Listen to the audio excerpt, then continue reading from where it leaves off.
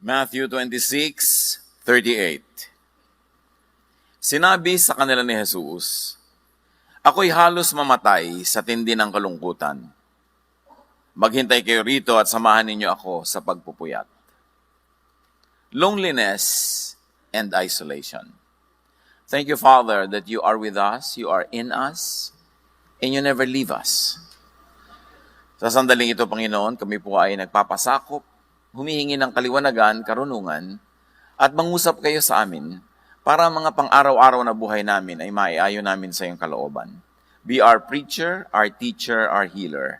We seek you. Thank you, Father, in the name of your Son, Jesus. Marami mga tao kuminsan nagsasabi nila halos mamatay sila sa lungkot. Sabi ni Jesus nung siya ay magdarasal sa halamanan ng Gethsemane, ganun din. Matthew 26:38, He said to them, "My soul is overwhelmed with sorrow to the point of death. Stay here and keep watch with me." These two sentences will give us a great insight into how to handle deep loneliness and isolation. But suffice to say, Jesus knew extreme sadness. Alam niya ang pinakamatindi, pinakamalalim na lungkot, na halos pa nga, sabi niya, ay ikamatay niya. Mark 15:34, And at 3 p.m, Jesus cried out in a loud voice, my God, why have you forsaken me?" At nung malalagot ang kanyang hininga, ay naramdaman niyang nalagot din ang kanyang pakikipag-ugnayan sa Ama. Jesus knew extreme rejection, extreme isolation. Mga problema natin mga tao, ang ating isolation, rejection, and loneliness. Dinaanan na lahat ni Jesus yun. At kaya na tayo, gusto niya tayong tulungan. Jesus understands and can help those who are burdened with isolation and loneliness. At maaaring yun ay tayo o mga taong mahal sa atin sa buhay o pareho. Loneliness is a silent epidemic. Naglalabanan ng maraming mga bansa sa number 1 position sa dami ng nagpapakamatay taon-taon. Suicide is on the rise. And even in our happy nation and among our happy people, it is becoming a situation. Knowing and understanding loneliness could help much. Our own loneliness and that of people who are close to us. But loneliness is a subjective, personal, private experience. No one can be truly sad for you. Only you can be happy for you and can be sad for you. May nakikiramay lang, nakikihati, nakikitulong, pero ikaw lang talaga ang makababatid at makalulutas ng iyong sariling kalungkutan. Proverbs 14:10, Each heart knows its own bitterness, and no one else can share its joy. So wala talagang tunay na pwedeng humati sa iyong lungkot at saya, kailangang ikaw ang gumawa ng paraan tungkol dyan. Kanya-kanyang puso, kanya-kanyang dala. But of course, we people around can help one another how to ease the burden and how to make the burden lighter. Loneliness is a reality among many people. It's only a matter of time before people would be lonely. So understand loneliness. Among the many phenomena in our lives, it's one that should be understood well because it's one that keeps coming back. It's one that is very threatening or even very presently real. But loneliness, according to many studies and our very personal experience tells us that it is mainly caused by separation. Physical separation from people who matter, mental, emotional, and spiritual separation. Kaya kung minsan may kasama ka pero malungkot ka rin kasi magkalayo ang loob nyo. Meron naman, iisa ang loob nyo pero magkalayo ang katawan nyo kaya malungkot pa rin. Maraming formula ng ending malungkot ka. At pati ang spiritual separation natin from God can cause a lot of complications that are not so easily identifiable na yun pala ang dahilan. Western civilization has a very clear history of separation. Nung una, ang lahat ng mga tao sa balat ng lupa, puro pamilya lang, tribo-tribo. Sa ating sinaunang kasaysayan, barangay, hanggang doon lumaki ang ating community and not beyond that.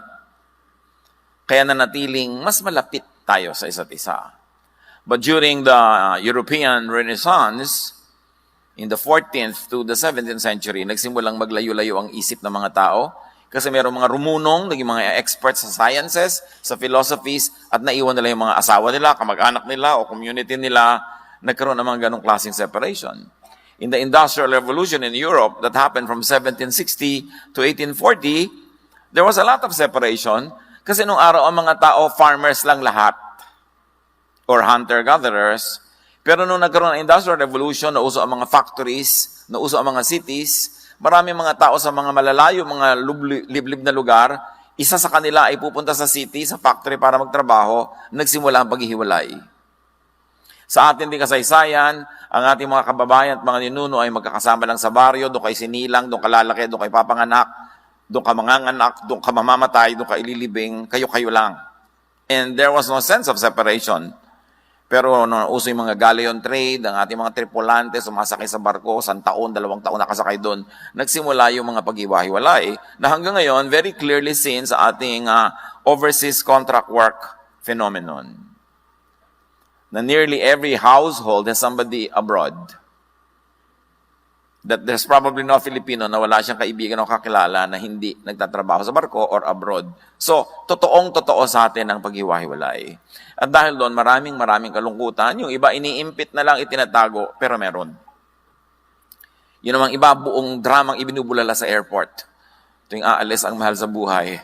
So, pero meron. But loneliness is a biological function. In fact, it's a biological warning, like hunger is. Sana hindi na lang nakakaramdam ng gutom.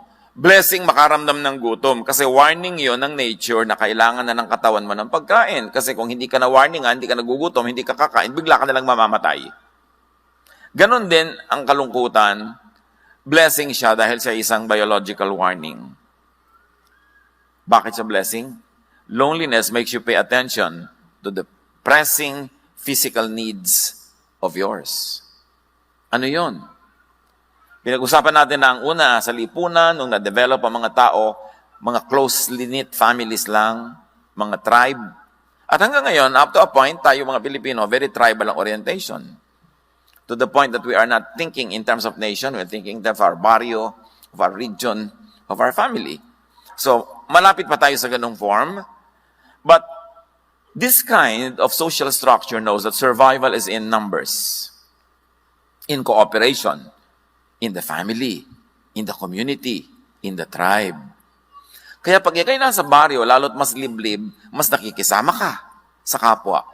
Dahil sa baryo, kung manganganak ka, wala ka namang kotse, kung pasakayin ka nung kapitbahay mong may tricycle at dinala ka sa clinics, pasalamat ka. Kaya habang di ka nanganganak, paano yung pakisama mo sa kanya dahil may tricycle siya eh? Interdependence. Pag kailangan, pag may namatay, mag-abuloy ka. Para ikaw namatayan, mag-aabuloy din sila. So, may ganun tayo. Yung closest ng family ties natin, may economic dimension yan. Kaya pag yumayaman na ang mga tao, tumitira sa mga lungsod, hindi na sila nakikialam sa neighbor nila. Kasi may sarili-sarili silang kotse, hindi nila kailangan makisakay. May sarili-sarili silang ulam, may sarili-sarili silang hanap buhay, nagiging mas less personal, and that's also a climate for more loneliness. Unless city people are able to recreate the tribe and invent their own tribes. Kaya may mga tribe ng mga nag-exercise sa plaza. May mga tribe ng mga ganito at gano'n ng interest. Kasi you always recreate the small tribe. Because there's security in such a setting. Ngayon, pag nalulungkot ang tao, ibig sabihin, kulang ka sa tribe. It's a warning. So, in this context, aloneness, it's biologically dangerous. Bakit? Kasi yung survival mo depends kung may mga tutulong sa'yo, may support system ka. So, pag alone ka, nalulungkot ka, your body tells you, hoy, sobra ka ng separated and isolated, kaya nalulungkot ka, ikaw ngayon lalabas, magte-text, kaya magla mong maaalalang textan yung hindi mo naman naaalala nung masaya ka. Sabi mo, musta? Pero ang totoo, gusto mong ikaw ang tanungin niya na musta. Kaya ang sama ng loob mo, pasayan niya, okay, tapos hindi na sumagot ulit. Because every text is a cry for help. So nagte-text ka para textan ka rin. Now, aloneness is biologically dangerous because in the tribal setting, nag-iisa ka, kayang-kaya kang kainin ng leon, kayang-kaya kang pagtulong-tulungan ng mga hayop, o natumba ka, walang tutulong sa'yo, nangailangan ka, walang mag-aabuloy. That's why creation mandates that these risky situations cause loneliness. Risky na kulang ka ng social support, then nature wired you to be lungkot. That leads to longing for company and belongingness, and so people seek safety in community. Loneliness compels people to seek community, which really means survival. Loneliness is a biological warning na delikado ka pagka nangailangan ka, walang tutulong sa'yo. Pag namatay ka, walang maglilibing sa'yo. Pag nagkasakit ka, walang magdadala sa'yo sa ospital, walang dadalaw. So, lumungkot ka ng lumungkot. Para pag nalulungkot ka na, gagawa ka ng paraan to connect with people. Kailan usong-uso ang sense of community?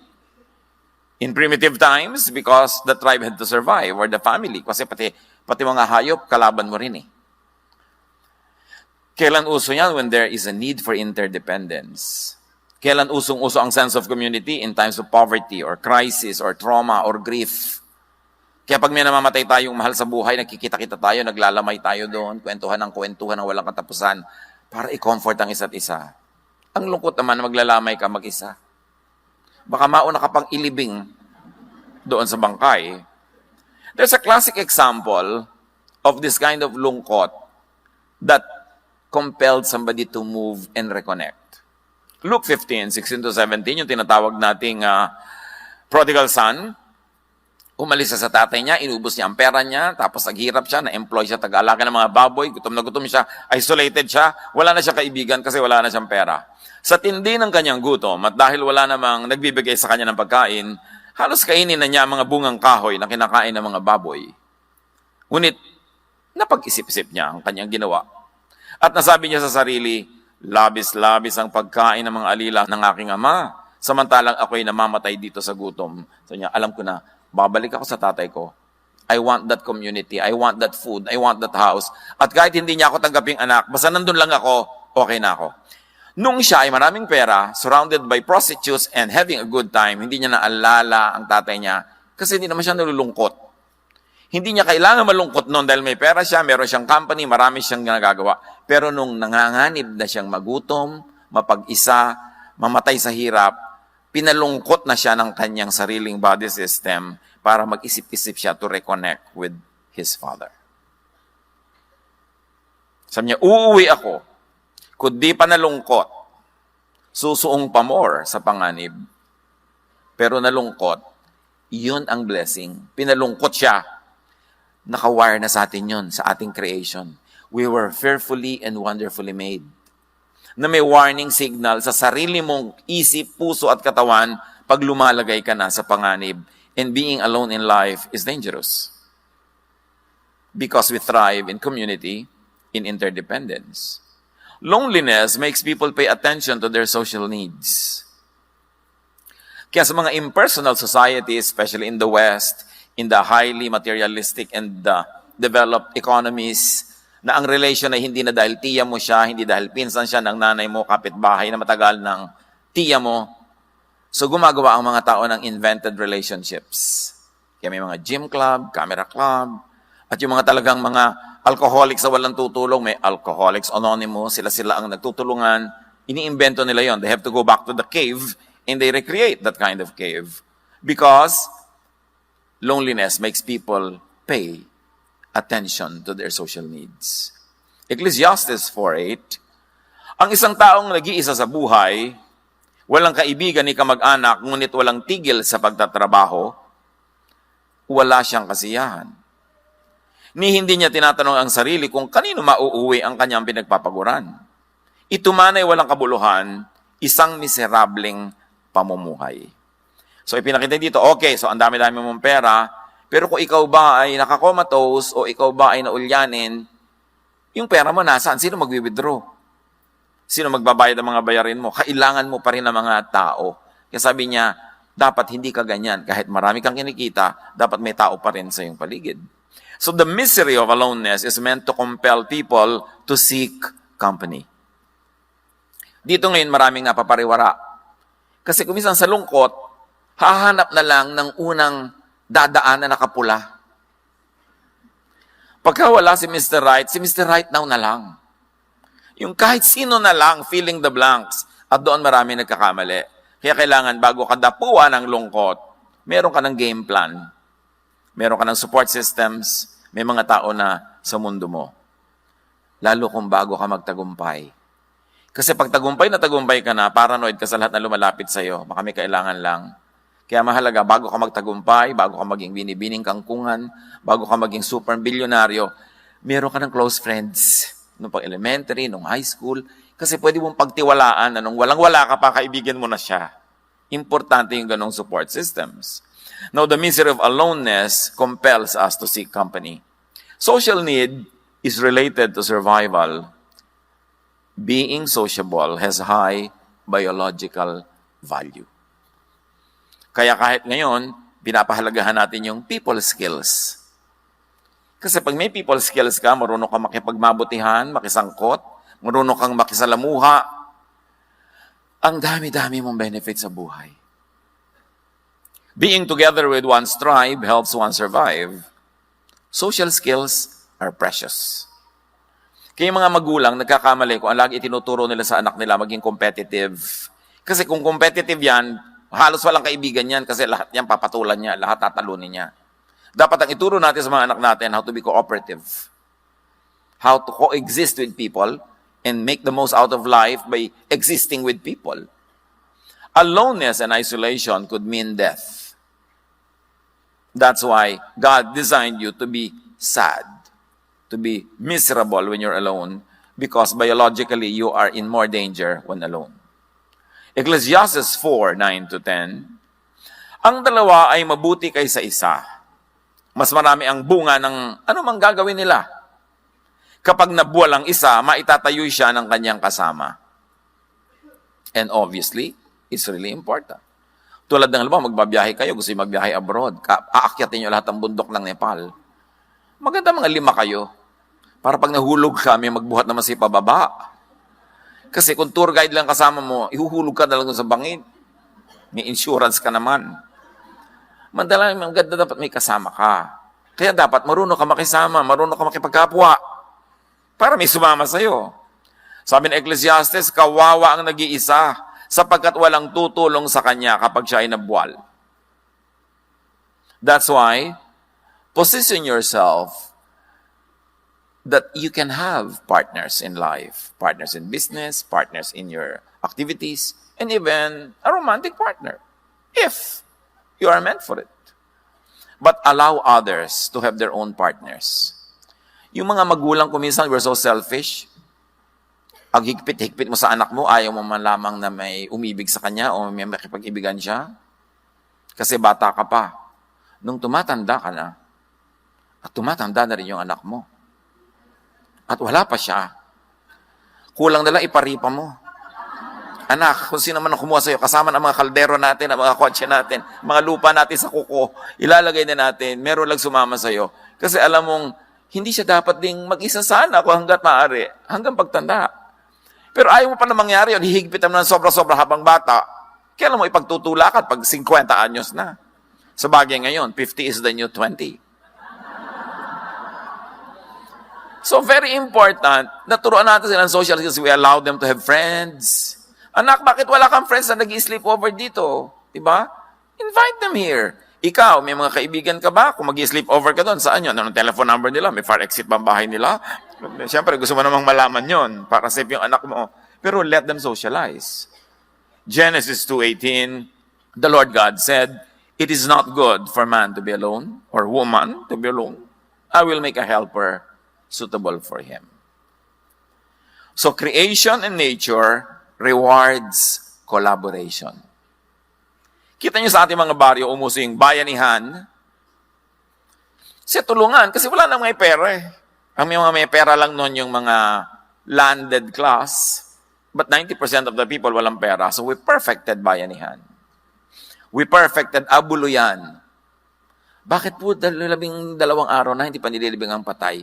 Wala pang pambayad ng nicho. Di ba? Kakabaan mo pa yan. Tulungan ng tulungan. Because nature rewards collaboration. Kahit sa mga hunting societies, hindi ka pwede mag-hunt mag-isa. Dapat 5 kayo, 10. Pati sa mga halaman, sa mga hayop, mahalaga yung may mutualism na relationship. Both of you benefit by being together. Or at least commensalism, one benefits and the other is not bothered. Pero pagka parasitism na yan, hindi na maganda yung kanyang relationship. One benefits and the other is destroyed. Teamwork is always rewarded, kahit sa sports. That's why even in the church, unity is important. Because when people are united, they're always stronger together. Ecclesiastes 4:11-12, kung malamig ang panahon, maaari silang magtabi sa higaan upang parehong mainitan. Ngunit saan siya kukuha ng init kung nag-iisa siya? Kung ang nag-iisa ay maaaring magtagumpay laban sa isa, lalo na ang dalawa. Mas magtatagumpay sila kung dalawa sila. Ang lubid na may 3 pilipit na hibla ay hindi agad malalagot. So mahalaga, meron kang karamay. Friends, multiply our joy and divide our sorrows. So it's important na marunong kang makitungo. Proverbs 18:1, ang taong makasarili ay humihiwalay sa karamihan at salungat sa lahat ng tamang isipan. In other words, sabi ng Proverbs, yung sobra kang selfish, abnoy. Hindi natural yan.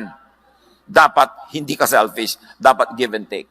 Dapat nakikipagmabutihan ka. Kasi for survival niya at mo, you need to have people around you. Creation wired the brain to feel pain in aloneness. Kaya kung nag-enjoy ka laging alone, as in extended aloneness, extended enjoyment, hindi na yan normal. Because we were wired to feel pain in aloneness so that we will relieve the pain by seeking company. It means cooperating with others. It means enhancing your chances at survival and even at thriving. Loneliness is meant to stop and to minimize behavior that isolates people. Kaya ka pinapalungkot ng Diyos para tigilan mo ang paghiwalay sa kapwa-tao, humanap ka ng koneksyon. That is why rejection and isolation hurt. Bakit pag may nagre-reject sa'yo, nasasaktan ka? Kasi we were wired by God to want to be accepted. Because when we are accepted, we are safer because we are with the group.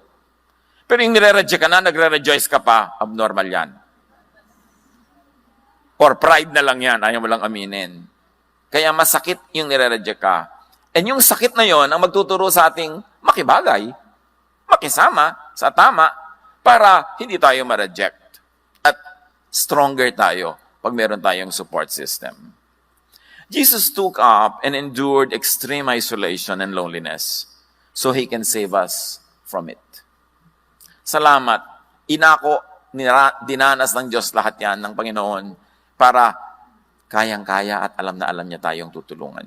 Isaiah 53:3, hinamak siya ng mga tao at itinakwil. Nagdana siya ng hapdi at hirap. Wala man lang pumansin sa kanya. Binaliwala natin siya na parang walang kabuluhan. Referring to the coming Messiah. Si Jesus yun. Kung nararamdaman nyo binabaliwala kayo, parang wala kayong kabuluhan, nadaanan na yan ni Jesus. Therefore, alam niya ang situation nyo, alam niya kayong tulungan. Hebrews 2:17-18, for this reason, Jesus had to be made like us.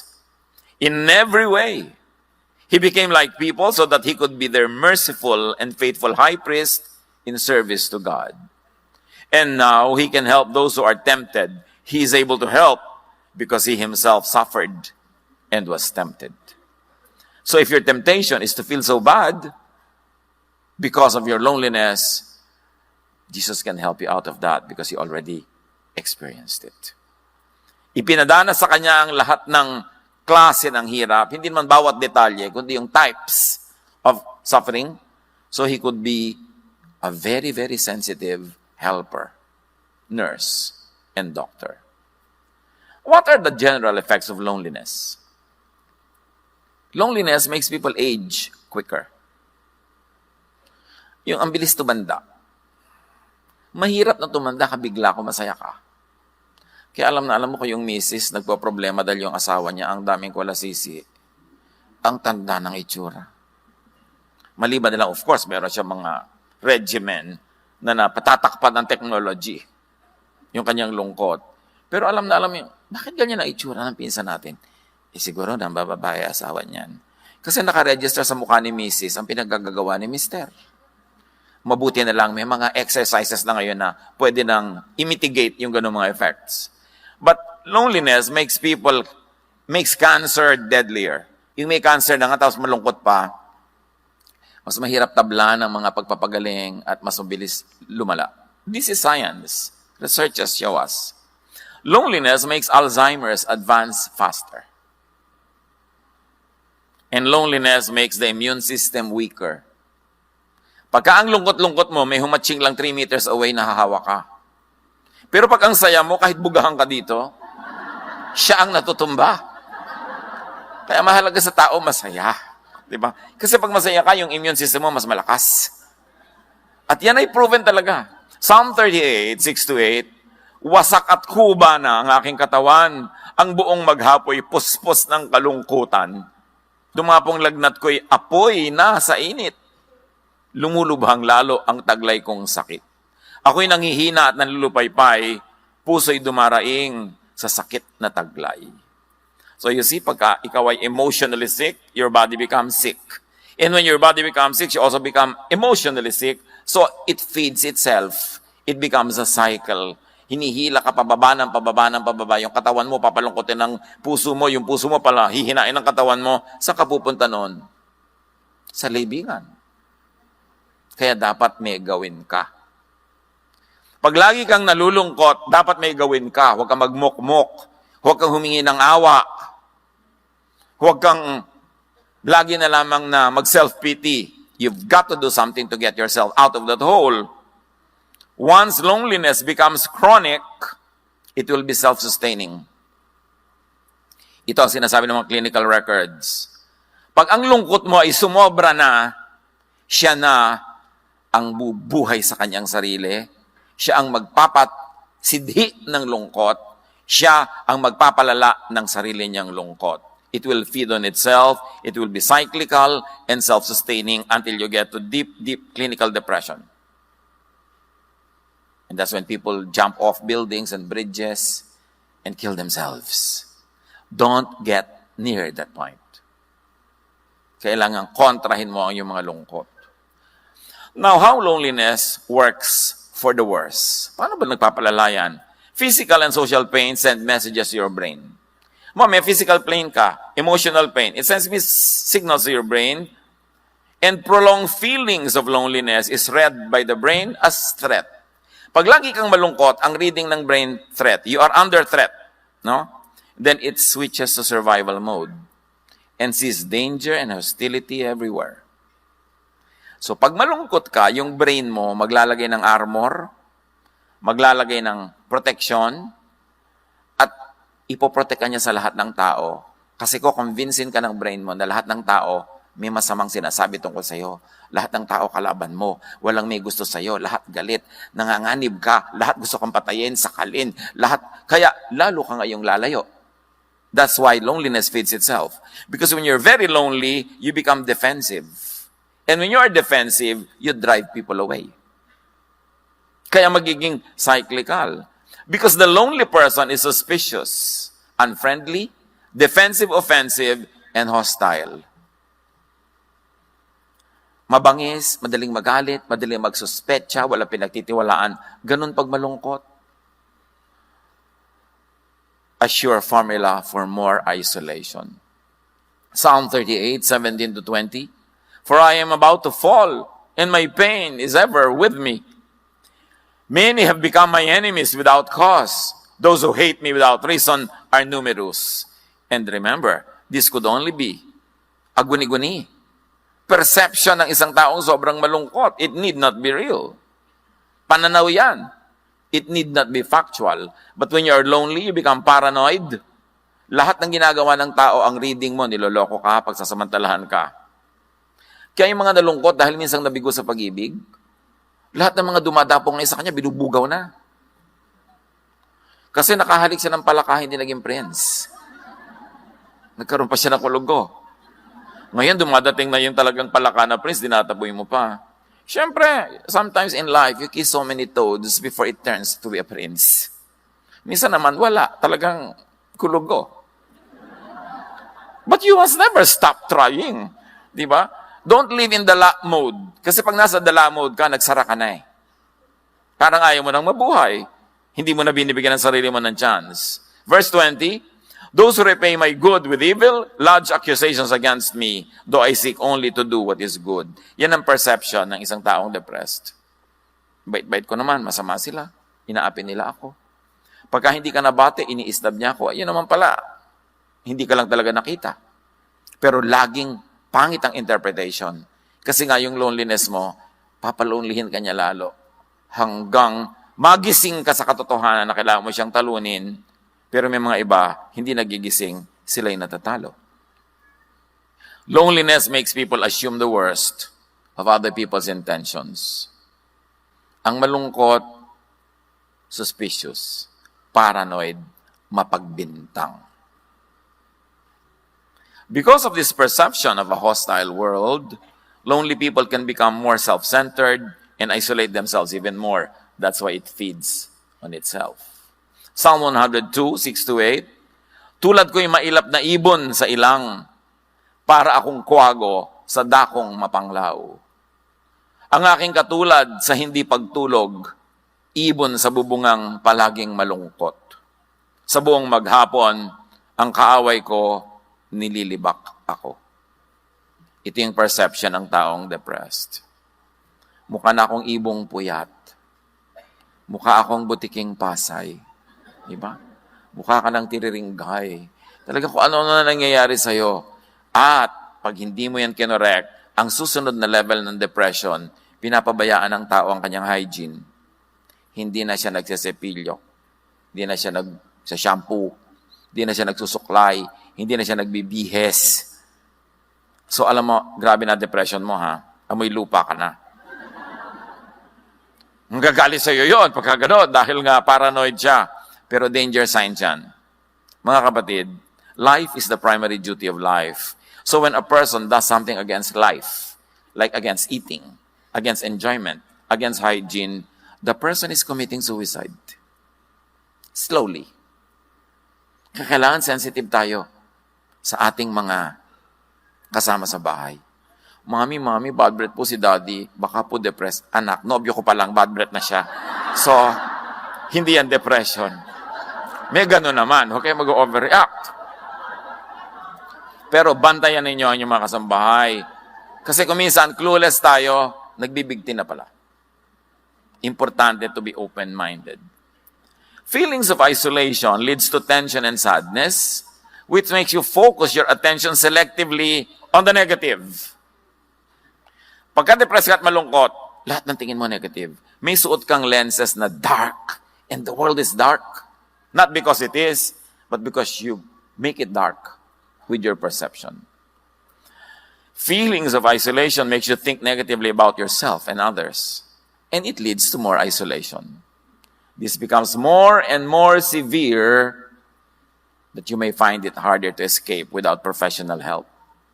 Kaya pag kami sobra ng depression, sobra ng lungkot, kailangan na ng clinical intervention. It's good to see a psychiatrist. It's good to see a professional counselor. Sometimes you need chemical intervention, medication, to balance the blood. There are recent studies that now people can be restored without chemical intervention, but still in experiment stage. Kaya napaka-importante yung medication, proper food, proper nutrition to balance the blood. At least physically, mabalance ka para ma-induce yung mind mo na maging balance din because the cycle has to be broken somewhere. If you cannot break it in the physical, you have to break it in the emotional part. But you have to break into the person. Any of those entrance points would do. Kaya mahalaga rin yung spiritual experience. Yung naging Maka-Diyos ka, naging prayerful, nagkaroon ka ng ministry, nagkaroon ka ng mission, para ma-break yung cycle mo na pababa. Kailangan merong pumigil doon, saan man effective at the moment. Loneliness isolates you from people, limits and minimizes or stops your interaction with friends. And there's a warning. If you're always declining invitations, you could be depressed. Iba-ibang excuses mo dyan. Busy ako, marami akong trabaho, ma-traffic, tinatamad ako. Pero what's wrong with you na ayaw mong dumalo sa kasalan? Masaya naman. Liban na lang yung talagang sobrang American accent na MC. Bakit ayaw mong pumunta sa patay? Di ba? Mga kaibigan mo yan, dapat ka makiramay. Ba't ayaw mong pumunta sa birthday party? Kainan, sayahan. So, if you are turning down more than 80% of invitations from people that you care about or people who care about you, count it as a warning. Dahil ang gusto mo, magmukmuk, mag-isa. Yun nga yung sinasabi noong verse na binasa natin. Payaman ka ng payaman, trabaho ka ng trabaho, mag-isa ka naman. Bakit? Ano ang nangyayaring deception in your life? When you decline invitations, warning. But there's a deeper warning when you no longer receive invitations. Dahil nagsawa na ang tao sa decline mo. Hindi ka na iniimbita. Lulubog ka ng lulubog sa aloneness. Pagka hindi na rin nakikisalamuha sa iyo yung iba, tulad ng ayaw mo makisalamuha sa kanila, now the outside world has become a manifestation of your thoughts. Yung loob naging labas. Sa loob at labas ng bayan kong sawi. Sabi ni Balagtas. Kasi yung niloloob mo, pagka nangyayari na sa labas, na ilipat mo na sa labas yung dati, personal reality mo lang. Dahil ang labas sumusunod sa loob. Matter obeys thought. At pag laging ganun ang thought mo, susunod ang physical world mo dyan. So help yourself and help people when you see this happening. Remember, loneliness is a blessing. It is a warning that you should connect with people, that you should build bridges instead of walls. Sabi nga ng isang cheesy na poster, people are lonely because they build walls instead of bridges. It's a sign. Get out of loneliness if you are in it. Get people out if they are in it and you can help them. Get rid of its cause. You must question loneliness. Pag nag-iisa ka, ang lungkot-lungkot mo, ayaw mong makisalamuha, dala ka sa mga tao, ayaw mong makapagmabutihan, you must not accept that. Question it. Psalm 42:11, why, my soul, are you downcast? Para pamewangan mo yung sarili mo. Bakit ka ba nalulungkot? Anong dramang bukid dyan? Tigilan mo yan. Why so disturbed within me? Put your hope in God, for I will yet praise Him, my Savior and my God. So, labanan nyo siya. Ba't ka ba nalulungkot? Anong arte mo? Tumigil ka. Dapat ganunin mo ang sarili mo. Pero mong gawin yun dun sa pasyente. Kasi baka lalong malungkot. Medyo dapat mas bula-bulahin mo muna siya. Huwag man biglang ganun dahil baka lalong ma-depress. So sa sarili mo, you can do that. And change your loneliness mindset. Alam niyo ba na may mga mindset na talagang nakatugma para lumungkot? Pinapakinggang tugtog, malungkot. Aaten ng party, malungkot ang damit. Ang bulaklak niyang plastic sa bahay, malungkot. Pag nagayo siya ng plato, yung pagkain, nakakaantok tingnan. Wala man lang saya, di ba? Mga ulam niya, gray. Dapat pinapasaya mo yung buhay mo. Kuminsan kasi yung masaya baduy. Hindi bali na, basta huwag ka lang maloka. Kasi correct naman yung color scheme mo, pero nakakalungkot. Alam niyo, yung mga correct color scheme, malungkot ha. Aminin niyo yan. Pa yung mga damit mo, bulaklakan, may mga ganyan-ganyan, para kang estabilo. Pero masaya ka. So, ang unahin mo yung masaya ka, wag na yung correct ng mga itsura mo. Yung laging prim and proper, gray lang yun, black, mga somber colors, mga gusto lang yun na suot-suot ng mga nagyayaman-yamanan. Pasayahin mo ang sarili mo. Kaya tuwan-tuwa ako, minsan may nakita ko mga babae sa kalye, nag-iintay ng jeep, ang lalaki ng mga bulaklak sa ulo, mga ribbon-ribbon, garter-garter. Hindi ito malulungkot. Kasi, pinapasaya niya ang sarili niya. So, change the loneliness mindset. Romans 12:2, do not conform to the pattern of this world, but be transformed by the renewing of your mind. Then you will be able to test and approve what God's will is. His good, pleasing, and perfect will. And His will is that you get out of that loneliness mode.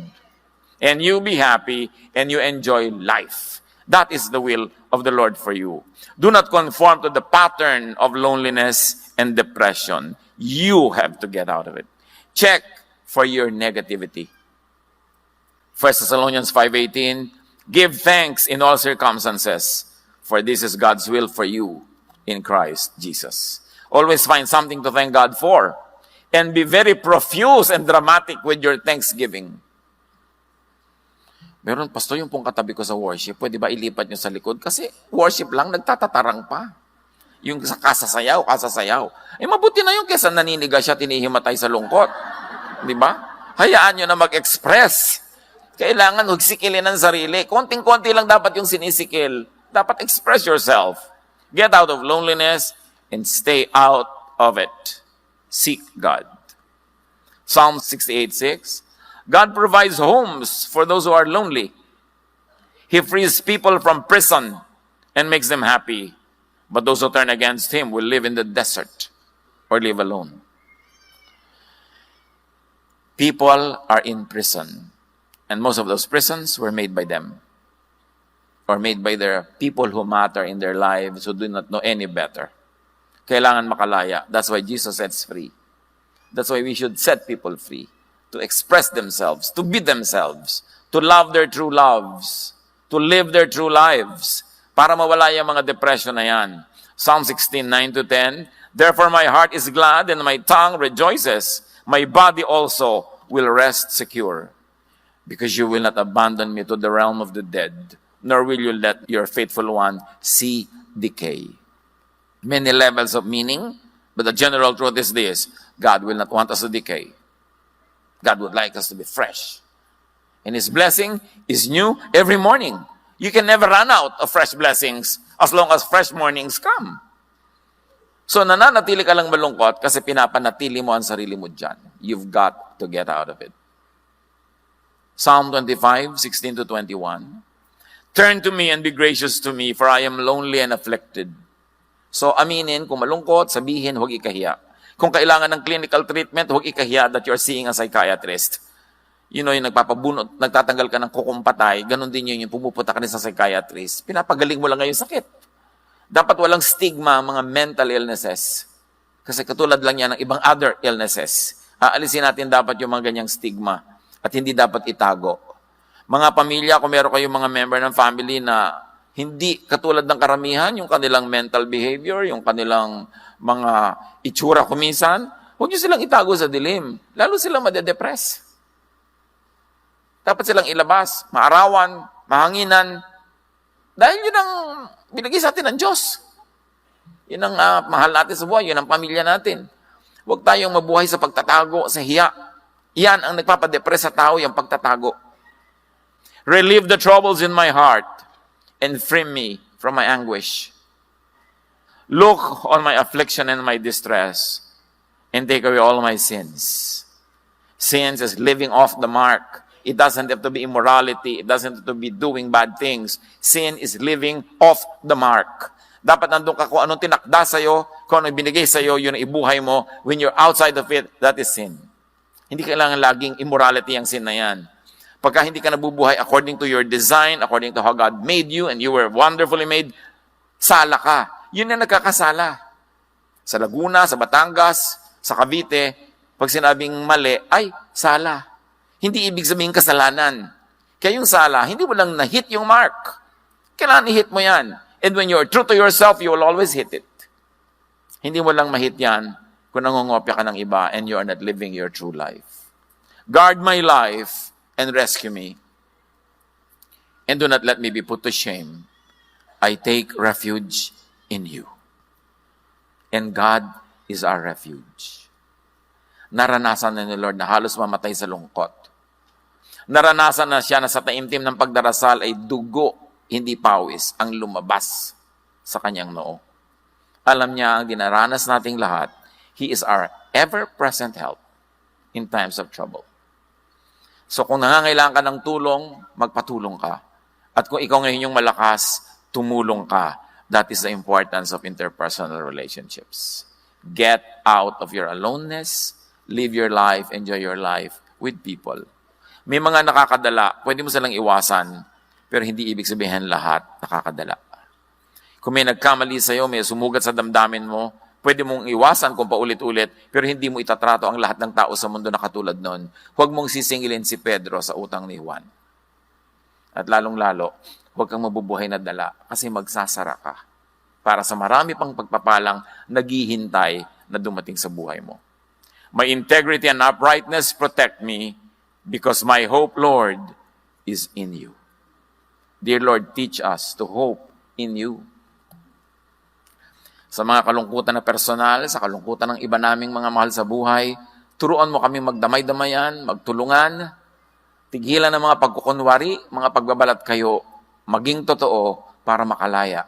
At sa paglayang ito makahinga ng maluwag, kami maarawan, kami ay mahanginan at makapamuhay ayon sa iyong magandang kalooban. Pagbulay-bulayan natin ang mga kahulugan ito sa buhay natin at sa buhay ng mga mahal natin.